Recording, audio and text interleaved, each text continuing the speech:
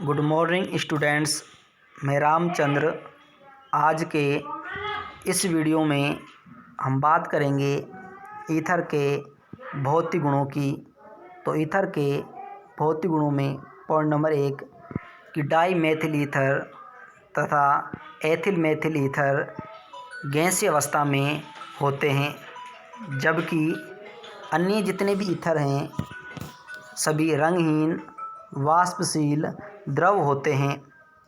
Point number 2, ईथरों का क्वथनांक एल्कोहलों से कम होता है, क्योंकि ईथर के अणुओं के मध्य अंतराण्विक हाइड्रोजन बंध नहीं पाए जाते हैं।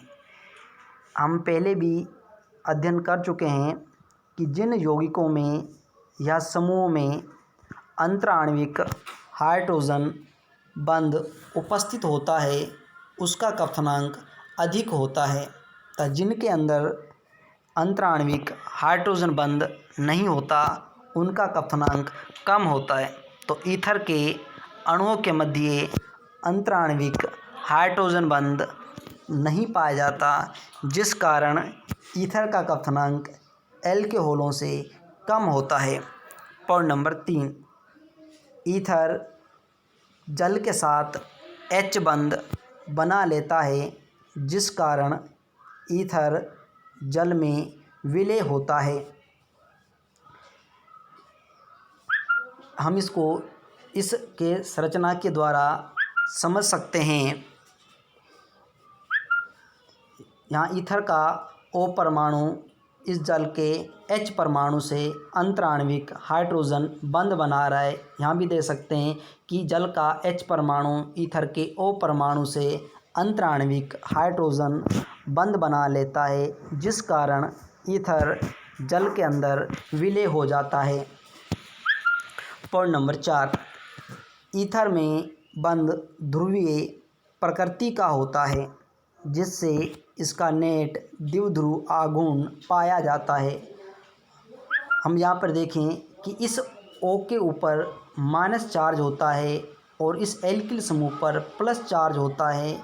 ईथर के ऊपर दोनों प्रकार का आवेश प्लस और माइनस पाए जाने के कारण ईथर ध्रुवीय प्रकृति का बंध बनाता है।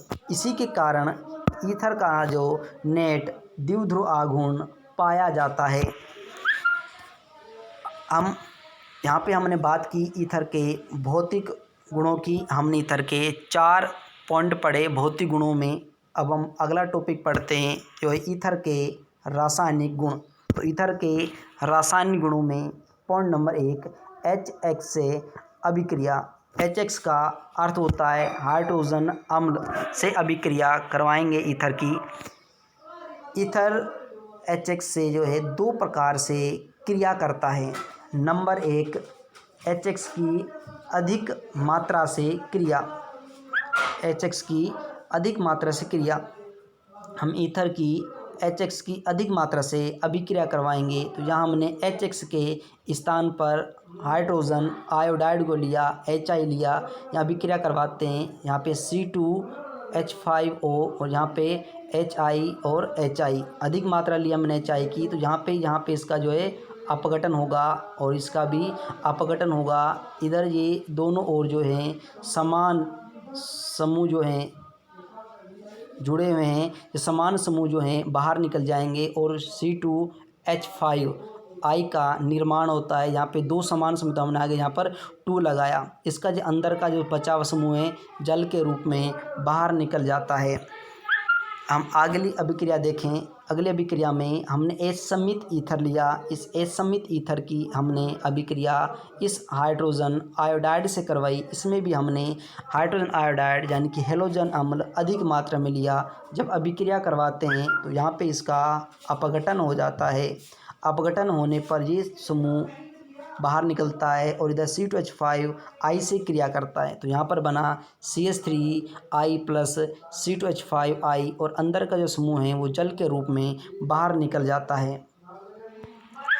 अगला इसी में नंबर 2 है HX की कम मात्रा से क्रिया। इस अभिक्रिया को हम देखें, यहाँ पर हमने सम्मित ईथर लिया और HX की यानी कि हाइड्रोजन आयोडाइड की कम मात्रा से हमने क्रिया करवाई, जब क्रिया करवाती हैं तो यहाँ पर इसका इस प्रकार से अपघटन होगा और अपघटन होकर ये पूरा समूह बाहर निकल जाता है, बनता है उत्पाद के रूप में C2H5I और इसका बचा हुआ समूह एथेनॉल C2H5OH, ये भी बाहर निकल जाता है और उत्पाद का निर्माण होता है। यहाँ पे हम एक छोटा सा नोट पढ़ेंगे। नोट में कि मिश्रित ईथरों में हेलोजन परमाणु उस एल्किल समूह से जुड़ता है जिसमें कार्बन परमाणु की संख्या कम होती है। हम इसको अभिक्रिया के द्वारा समझ सकते हैं। यहाँ पे हमने असमित ईथर लिया, मिश्रित ईथर लिया, इसकी अभिक्रिया हम हेलोजन अम्ल से करवाते हैं। जब हेलोजन अम्ल से अभिक्रिया होगी तो इसका वो कार्बन परमाणु, कम कार्बन परमाणु जो है हेलोजन परमाणु से क्रिया करेगा, तो इसका ये वाला समूह जो है इसके हेलोजन से क्रिया करके CH3X के रूप में बाहर निकलता है और इसका बचा हुआ समूह C2H5OH एथेनॉल के रूप में बाहर निकल जाता है।